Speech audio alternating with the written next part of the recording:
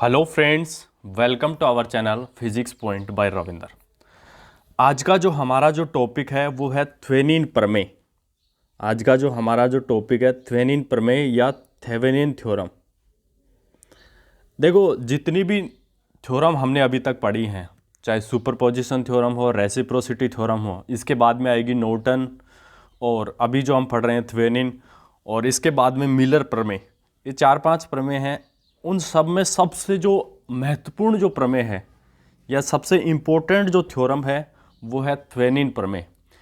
चाहे एग्ज़ाम के point of view से, यूनिवर्सिटी एग्ज़ाम के पॉइंट ऑफ व्यू से कहें, या किसी भी कॉम्पिटिटिव एग्ज़ाम, चाहे आपका पीएचडी एंट्रेंस के लिए एग्ज़ाम लग रहा हो, या एमएससी एंट्रेंस के लिए एग्ज़ाम लग रहा हो, या सीएसआईआर नेट का एग्ज़ाम, तो हर लिहाज से जो थेवेनिन जो प्रमेय है वो बेहद ही महत्वपूर्ण प्रमेय है। क्योंकि इसका जो स्टेटमेंट है वो काफ़ी अजीब है, कहने का मतलब, जिसमें ये बताया गया है कि किस प्रकार से हम किसी कॉम्प्लेक्स जो सर्किट है उसको हम मिनिमाइज कर सकते हैं। मतलब 10 प्रतिरोध की जगह हम एक प्रतिरोध लगाकर भी किसी सर्किट को कैसे हम मिनिमाइज कर सकते हैं, मतलब सरल परिपथ में कन्वर्ट कर सकते हैं किसी कॉम्प्लेक्स सर्किट को।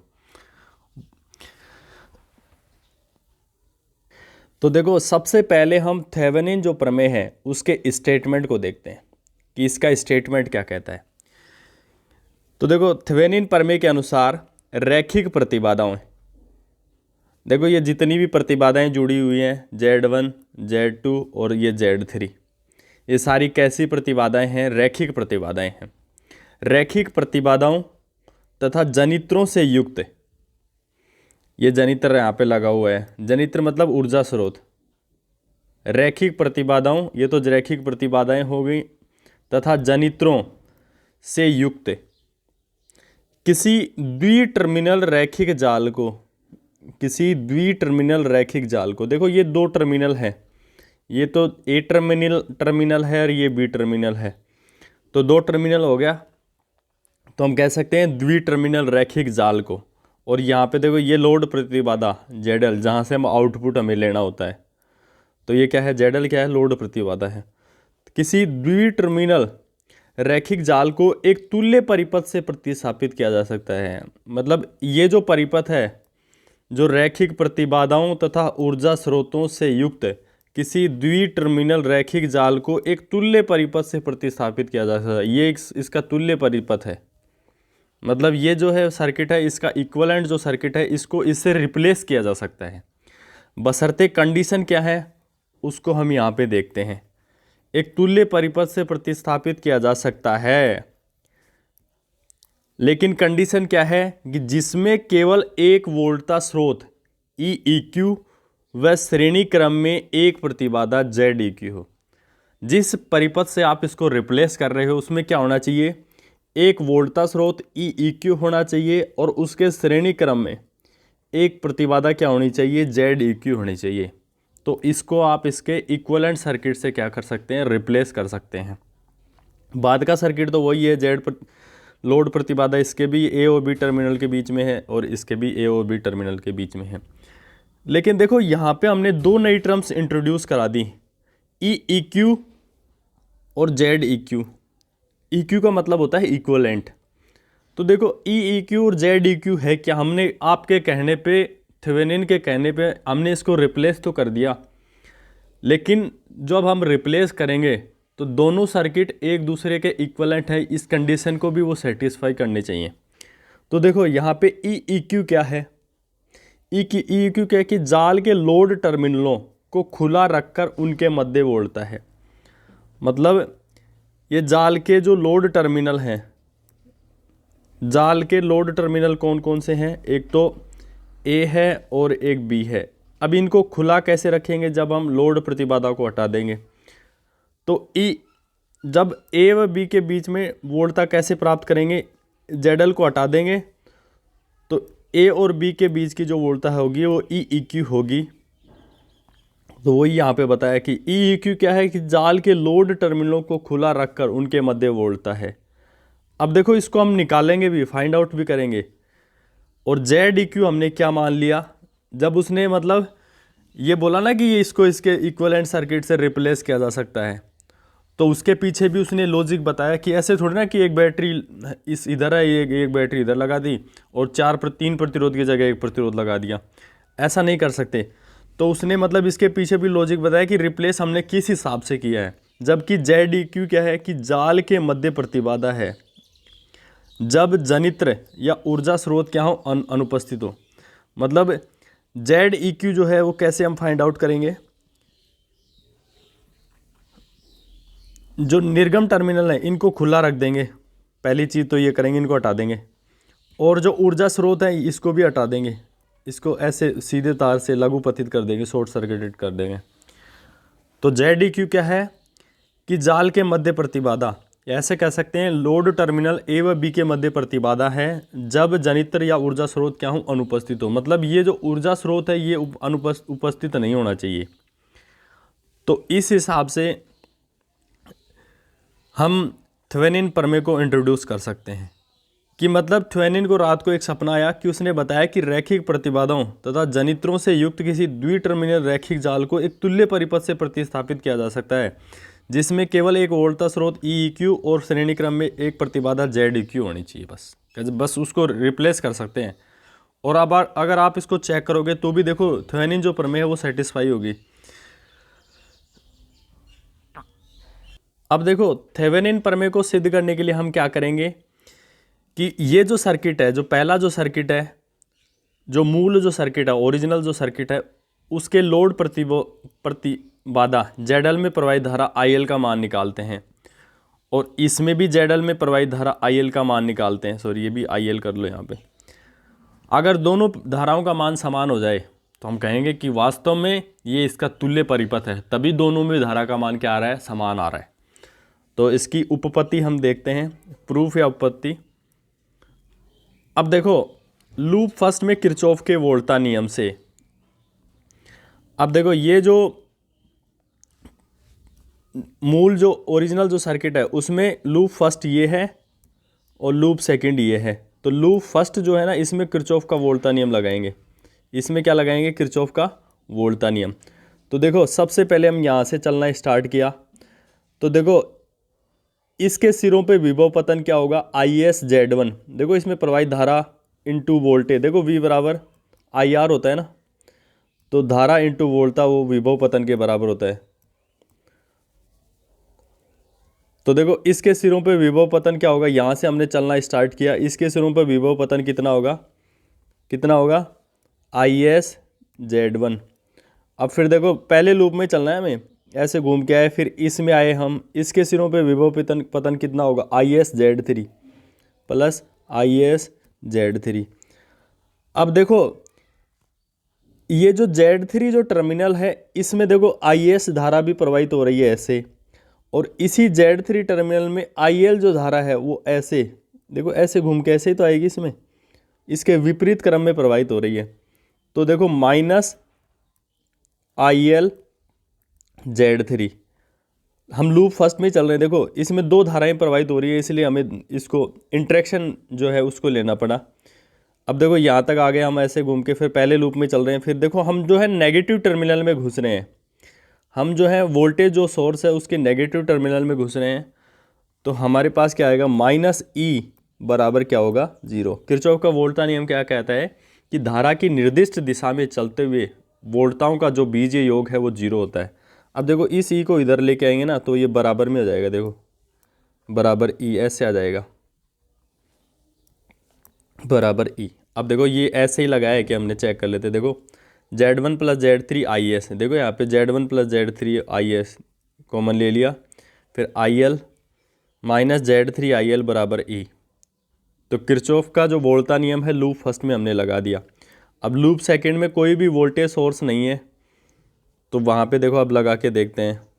लूप सेकंड में किरचॉफ का वोल्टा नियम हम लगाएंगे, देखते हैं। अब देखो यहीं से चलना है हमें, यहाँ से चलो। अब देखो आई एल जेड टू क्या हो गया, आई एल जेड टू, फिर ऐसे घूम के आए, ऐसे घूम के आए, ऐसे, फिर I L Z L plus I L Z L, अब फिर देखो ऐसे घूम के आ रहे हैं, ऐसे घूम के आ रहे हैं, ऐसे घूम के आ रहे हैं, फिर इधर देखो IL-Z3 ऐसे ही तो आएगा, प्लस IL-Z3। अब देखो ये Z3 जो टर्म है, ये वोल्टेज है, देखो अभी अभी हमने बताया था ये लूप फर्स्ट में भी कॉमन है, इसमें लूप फर्स्ट और सेकंड दोनों में क्या है, कॉमन है, तो इसमें IS भी प्रवाहित होगी, तो माइनस IS-Z3। अब देखो यहाँ पे हम घूम के इधर आ गए, फिर यहाँ पे आ, देखो इसमें कोई बैटरी उटरी तो जुड़ी हुई नहीं है, तो बराबर हम क्या कर देंगे, 0।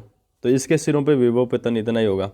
अब देखो इसको कॉमन ले लो, देखो IL सब में है इनमें, तो पहले IS को लिख देंगे माइनस IS-Z3 प्लस IL।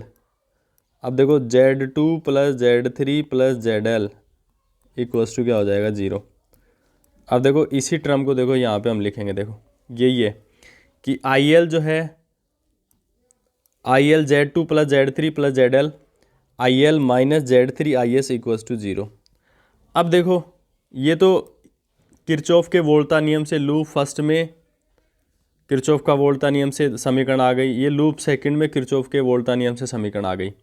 हमें क्या करना है कि थेवेनिन प्रमेय को सिद्ध करने के लिए हम क्या करेंगे कि लोड प्रतिरोध ZL में प्रवाहित धारा जो IL है, अगर दोनों में समान है तो हम कह देंगे कि भाई ये तो इक्विवेलेंट सर्किट ही है, इसमें तो कोई दो राय की बात नहीं है।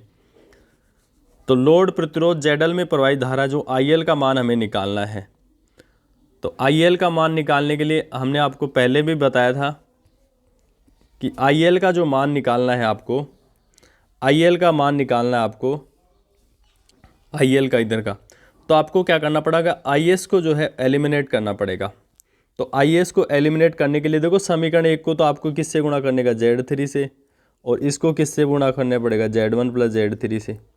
तो देखो Z3 Z1 plus Z3 IS और Z3 Z1 plus Z3 IS, तो ये देखो माइनस जोड़ देंगे तो घट जाएंगे, आराम से कैंसिल हो जाएंगे, और इस हिसाब से हम क्या कर सकते हैं, IL की जो वैल्यू है वो कैलकुलेट कर सकते हैं।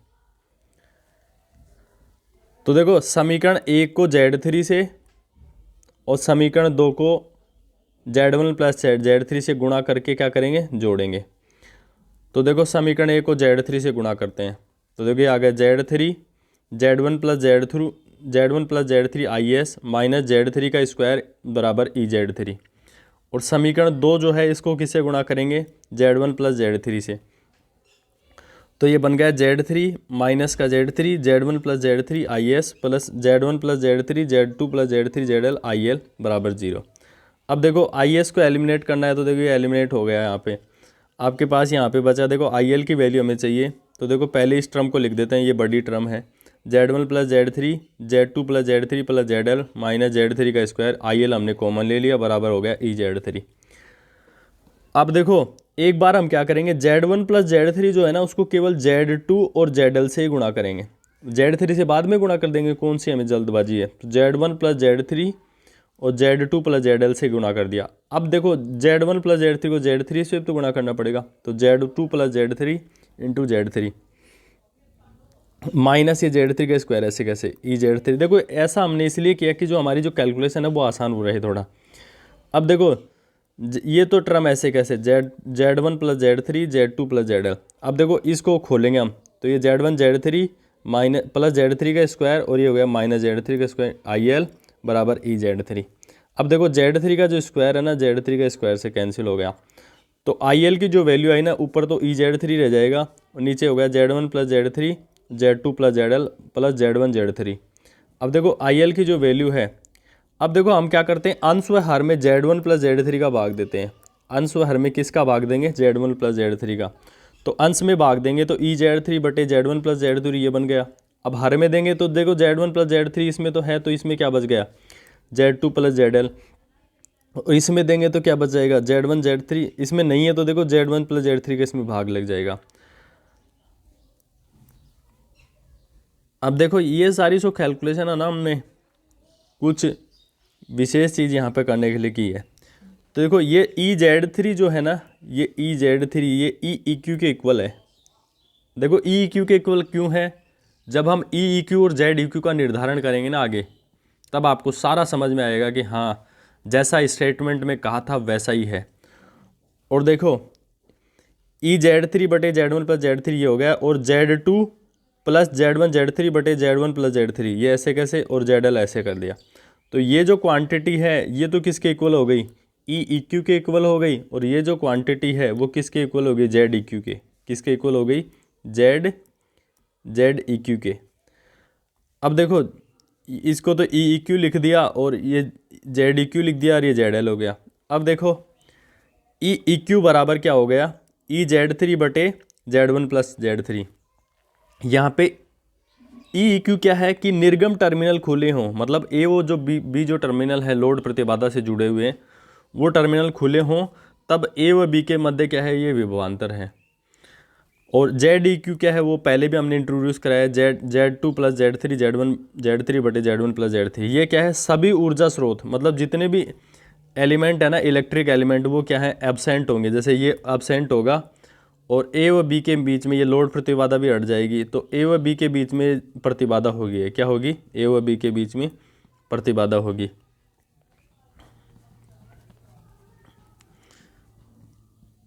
हाँ, सभी ऊर्जा स्रोतों को लघुपथित करके लोड टर्मिनल ए व बी के मध्य क्या है, प्रतिबाधा है, क्या है, ZEQ है। अब देखो ये तो हमने उस कॉम्प्लेक्स सर्किट से हमने IL की वैल्यू निकाल ली थी। किससे निकाल ली थी, IL की वैल्यू किससे निकाली थी, उस कॉम्प्लेक्स सर्किट से। अब देखो जिसको हमने इक्विवेलेंट सर्किट माना है ना, उससे IL की वैल्यू निकालते हैं। अब ये इसका इक्विवेलेंट सर्किट था, आप ऊपर भी आप देख सकते हैं।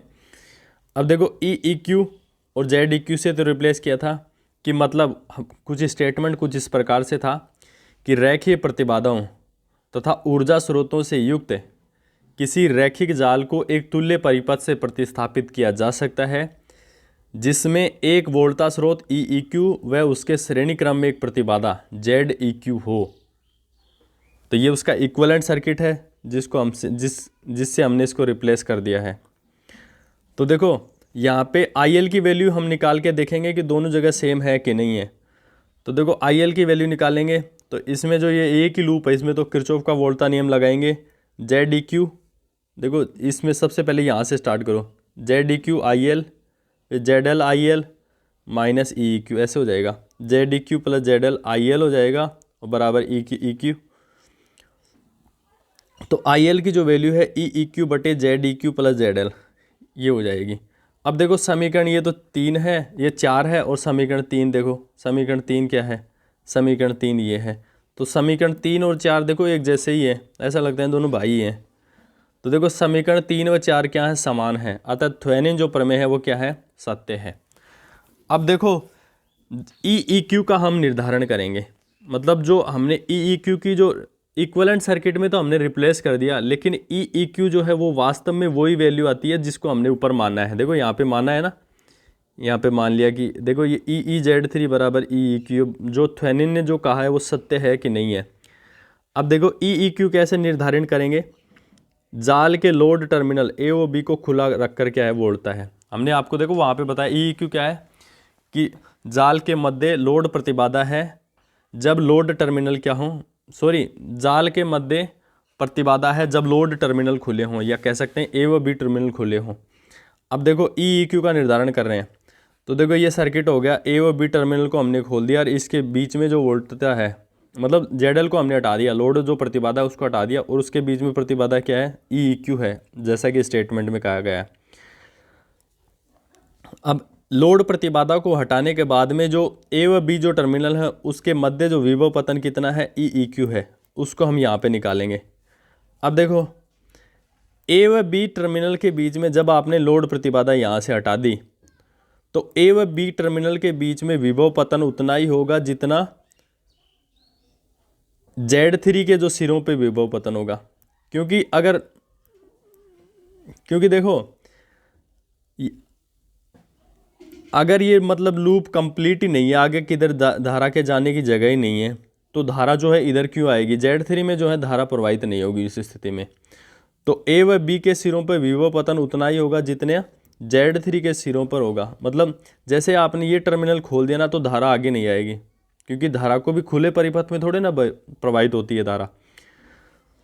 तो ई ई क्यू की जो वैल्यू है इसमें देखो, इसमें प्रवाहित, इसके सिरों पर विभव कितना होगा, इसमें प्रवाहित धारा I S into Z three.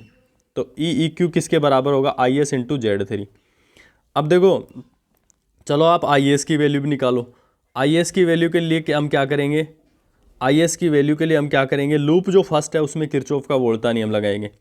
तो लूप फर्स्ट में किरचॉफ का वोल्टा नियम से, तो देखो सबसे पहले Z1 में आएगी, यहाँ से धारा स्टार्ट होगी Z1 आई एस Z1, फिर इधर आएगी आई एस Z3, फिर इस टर्मिनल में जाएगी माइनस ई बराबर 0। तो माइनस बराबर के उधर जाएगा तो प्लस ई हो जाएगा।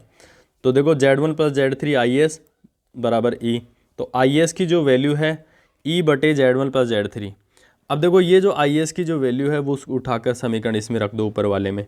तो ई ई क्यू की जो वैल्यू हो जाएगी, देखो ई ई क्यू की वैल्यू तो रख जाएंगे, आई एस की तो वैल्यू हो गई देखो ई Z1 प्लस जेड, ई बटे Z1 प्लस Z3, और देखो Z3 तो पहले से था तो ये Z3 हो जाएगा। तो देखो जो हमने माना था ना ई ई क्यू किसके बराबर है, ई Z3 बटे Z1 प्लस Z3। तो मतलब थेवेनिन ने जो बात कही वो बिल्कुल 100% सही है। अब देखो जेड ई क्यू का निर्धारण करेंगे, जेड ई क्यू सही कहा कि नहीं कहा, कि निर्गम टर्मिनल ए व बी के मध्य क्या है, प्रतिबाधा है जेड ई क्यू, जब ऊर्जा स्रोत या जनित्र क्या हो, अनुपस्थित हो। मतलब जनित्र को हमने यहाँ पर हटा दिया। अब देखो जेड ई क्यू की ए व बी टर्मिनल के बीच में ये ए हो गया और ये बी टर्मिनल हो गया। ए व बी टर्मिनल के बीच में क्या है, वोल्टा है, सॉरी प्रतिबाधा है, जब ऊर्जा स्रोत क्या हो, अनुपस्थित हो। तो देखो ध्यान से देखते हैं, देखो Z1 और Z3 को देखते हैं ध्यान से, एकदम ध्यान से देखना है। दोनों के पहले जो टर्मिनल है एक बिंदु पे जुड़े हुए हैं, इसका जो सेकंड जो टर्मिनल है देखो इधर कोई दूसरी प्रतिबाधा नहीं है, मतलब इसका सेकंड टर्मिनल इसके सेकंड टर्मिनल से जुड़ा हुआ है। तो ऐसे कह सकते हैं, इसको ऐसे भी तो जोड़ सकते हैं, देखो ऐसे ऐसे करके भी तो जोड़ सकते हैं। Z1 को ऐसे जोड़ दो आप, ज़्यादा दिक्कत हो नहीं समझ में। तो देखो Z1 और Z3 जो है वो किस क्रम में है, समांतर क्रम में है, और Z2 क्या है, इसके श्रेणी क्रम में। तो देखो Z1 और Z3 तो क्या होंगे, समांतर क्रम में, ये किसके श्रेणी क्रम में है, Z2 के हैं। तो जेड ई क्यू क्या हो जाएगा, Z2 प्लस Z1 Z3 बटे Z1 प्लस Z3। देखो Z1 Z3 समांतर क्रम में है। तो देखो जेड ई क्यू जो थेवेनिन ने जो स्टेटमेंट कहा था उसी के अकॉर्डिंग है, जब ए व बी टर्मिनल खुले हों और जो जनित्र है या ऊर्जा स्रोत क्या है, अनुपस्थित हो, तब ए व बी के मध्य क्या है, ये प्रतिबाधा है। तो देखो ये पूरी जो थी वो थेवेनिन प्रमेय थी। देखो स्टेटमेंट बहुत कुछ कहना चाहता है, ज़रूरत है कि मतलब आप पूरी कंसिस्टेंसी के साथ सुने चीज़ों को, और चाहे टीचर कितना भी जोर लगा ले, जब तक आप चीज़ों को इमेजिन नहीं करोगे कि किस हिसाब से क्या कहना चाह रहा है थेवेनिन, तो आपको समझ में नहीं आएगा। तो उम्मीद करता हूँ कि अगर आपको नहीं समझ में आया तो एक बार फिर से इस वीडियो को पूरे को देखेंगे। और थेवेनिन ने जो इतनी अच्छी बात कही कि किसी एक कॉम्प्लेक्स सर्किट को किस हिसाब से एक इक्विवेलेंट सर्किट या जो इजी सर्किट में कैसे कन्वर्ट कर सकते हैं, ये थेवेनिन ने बहुत अच्छी बात कही है। तो फ्रेंड्स आज की जो क्लास है उसमें इतना ही, मिलते हैं नेक्स्ट क्लास में। और अभी तक आपने हमारे चैनल को सब्सक्राइब नहीं किया है तो प्लीज़ सब्सक्राइब करें ताकि हमें मोटिवेशन मिले। तब तक के लिए तो मिलते हैं नेक्स्ट क्लास में। नमस्कार, जय हिंद।